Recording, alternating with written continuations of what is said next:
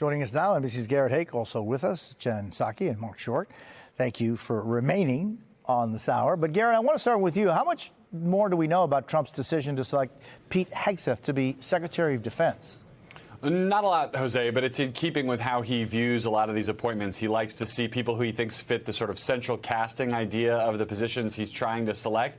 He likes people that have the appearance, at least, of loyalty to him, and people who he has seen and can imagine defending he and his policies on television.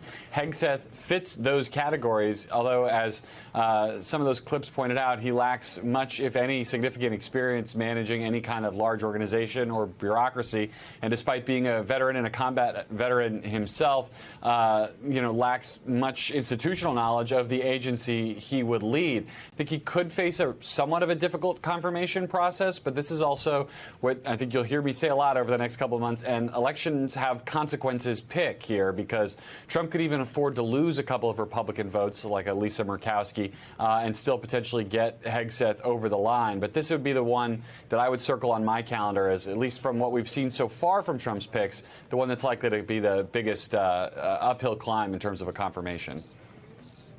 I mean, Mark, just last week, Hegseth went on a podcast and, at length, all kinds of issues he brought up. But this is how he said his views were about women serving in combat. I'm straight up just saying we should not have women in combat roles. It hasn't made us more effective, hasn't made us more lethal, has made fighting more complicated.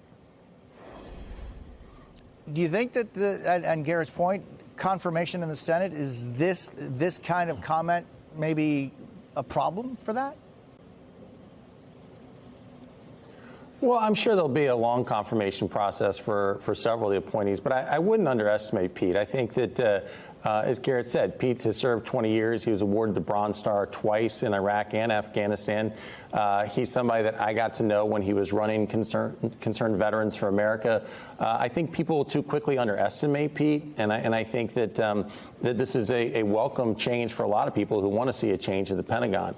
But to Garrett's point, 53 does give Republicans a bigger cushion. In 2017, when we came in, it was 52. By the end of the first year, with McCain's tragic illness, we were down to 51. And so there was not a lot of margin. And it may not sound like a lot to a lot of your viewers to go from 51 to 53, but it is significant if you can lose a couple defections and still get people confirmed.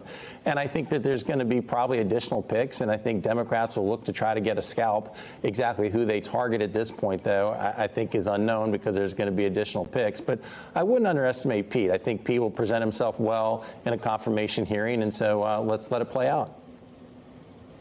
Jen, what are your thoughts on that? Well, I agree with a lot of what Mark just said. I mean, look, there's typically one or two, maybe more, depending on who Trump puts forward, that the opposing party will target and try to make clear to the public why this person is not qualified or unfit for the job. I think there is a net benefit in having cabinet members. I can tell you from having had lots of communications roles who can go on television. What I will tell you, though, is that is far from a top 20 characteristic or quality that you need for the Secretary of Defense. And if he really likes him so much, yes, he has served, and maybe he could be the Secretary of Veterans Affairs. Maybe he could do something else. The Secretary of Defense is somebody who oversees the men and women serving around the world. It's not about someone who is good on TV and is fighting woke or cultural issues, which clearly Pete has some views on. It's about somebody who knows how to strategically have a seat at the table in the Situation Room. Does he have that background? He does not. So I do expect that this is going to be something that not just Democrats, but I think people from national security backgrounds have some real concerns about. Could he still get through? Yes, he could. Because to Mark's point, 53 is a lot. 53 is a lot of senators to have. You could lose a couple, and I doubt Trump is going to lose that many on many of his picks.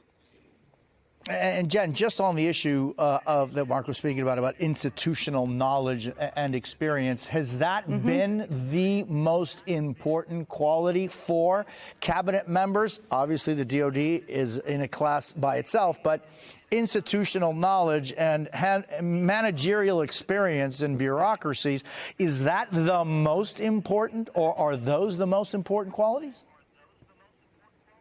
Look, I think, Jose, every cabinet position is different. And I think the Department of Defense, as you just said, is in a league of its own. because of the responsibility of that department and of the person who's the secretary at the top.